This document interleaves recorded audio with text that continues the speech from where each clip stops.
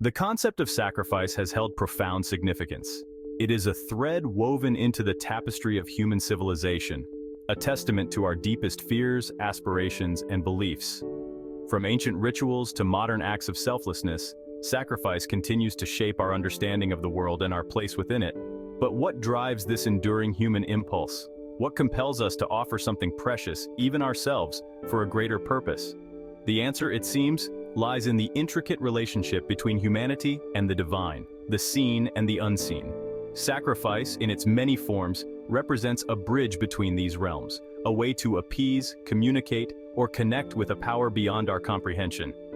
It is an acknowledgement of something greater than ourselves, a force that demands our reverence, our obedience, and sometimes our very essence. At its core, sacrifice is an act of surrender. It is the offering of something valuable, be it an animal, a possession, or even a human life, as a means of propitiation or exchange. In ancient cultures, sacrifices were often made to appease deities, ensure a bountiful harvest, or seek victory in battle. These offerings served as a tangible link between the mortal and the divine, a way to acknowledge the power of the gods and secure their favor. Yet sacrifice extends beyond the realm of religion. It is a fundamental aspect of the human experience, woven into the fabric of our relationships and aspirations. We make sacrifices every day, small acts of selflessness, compromises for the well-being of loved ones or the pursuit of a greater goal. In each instance, we relinquish something of ourselves, acknowledging that some things hold greater value than our immediate desires. Within the realm of Christianity, the concept of sacrifice finds its ultimate expression in the person of Jesus Christ. His crucifixion, a pivotal moment in human history, is portrayed as the ultimate act of selflessness, a sacrifice made for the redemption of humanity. According to Christian theology, Jesus, the Son of God, willingly offered himself as an atonement for the sins of humankind, bridging the chasm between God and humanity. This act of sacrifice forms the bedrock of Christian faith, a testament to God's love for humanity and the promise of salvation. The shedding of Christ's blood is believed to have cleansed believers of their sins, offering them eternal life through faith in his sacrifice. This concept of vicarious atonement, the idea that one life can be offered in exchange for the sins of many, is central to Christian doctrine and has profoundly influenced Western thought and culture. The notion of sacrifice, particularly human sacrifice, can be unsettling, even abhorrent to the modern mind. Yet it was a surprisingly common practice in the ancient world, woven into the religious and cultural fabric of numerous civilizations.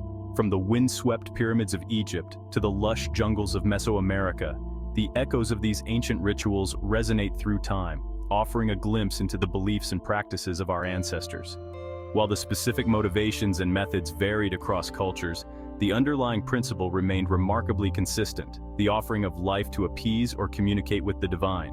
These sacrifices were often performed during times of crisis, such as famine, disease, or war, in a desperate attempt to restore balance, ensure survival, or appease wrathful gods. Section 5. Canaanites, Fire and Blood. In the ancient Near East, the Canaanites, a group of people inhabiting what is now modern-day Lebanon, Syria, and Israel, practiced a form of child sacrifice that has sent chills down the spines of historians for centuries. Archaeological evidence suggests that these sacrifices were performed to appease their god Moloch, a deity associated with fire and fertility. Infants and young children were offered as sacrifices, often burned alive in a ritual known as passing through the fire. The horrific nature of these sacrifices has sparked debate among scholars, with some arguing that the practice was more symbolic than literal, involving the passing of children through fire as a form of purification rather than outright immolation. Section 6. Aztecs, a complex relationship with sacrifice. Perhaps the most well-known example of human sacrifice comes from the Aztecs, a powerful civilization that flourished in Mesoamerica from the 14th to 16th centuries. For the Aztecs, sacrifice, particularly human sacrifice, was not merely a religious ritual. It was an integral part of their worldview, a way to sustain the cosmos and ensure the continuation of life itself. They believed that the gods, who had created the world through their own sacrifice, required constant nourishment in the form of human hearts and blood. Without these offerings, the sun would cease to rise, the rains would stop, and the world would plunge into chaos. To prevent this catastrophic end, the Aztecs conducted elaborate rituals, often involving the sacrifice of captured warriors, slaves, and even volunteers. Section 7. Modern Shadows, Sacrifice Gone Wrong. While the practice of human sacrifice may seem like a relic of a bygone era, a dark undercurrent of this ancient ritual persists in the modern world. Cults and extremist groups, often driven by charismatic leaders and distorted ideologies, have been known to engage in acts of violence and sacrifice, claiming human lives in the name of their twisted beliefs. These tragic events serve as a stark reminder of the fine line that exists between faith and fanaticism, devotion and delusion. They highlight the dangers of blind obedience and the seductive power of charismatic leaders who prey on the vulnerable and disenfranchised, twisting religious beliefs to serve their own twisted agendas. Section 8. Jonestown, a twisted pilgrimage. The Jonestown Massacre, a horrific event that unfolded in 1978, stands as a chilling testament to the devastating consequences of cult mentality and the dangers of unchecked power. Led by the charismatic but deeply troubled Jim Jones, over 900 people, including over 300 children, died in a mass suicide murder in a remote settlement in Guyana. Jones, a self-proclaimed messiah, had promised his followers a utopian existence free from the evils of the outside world.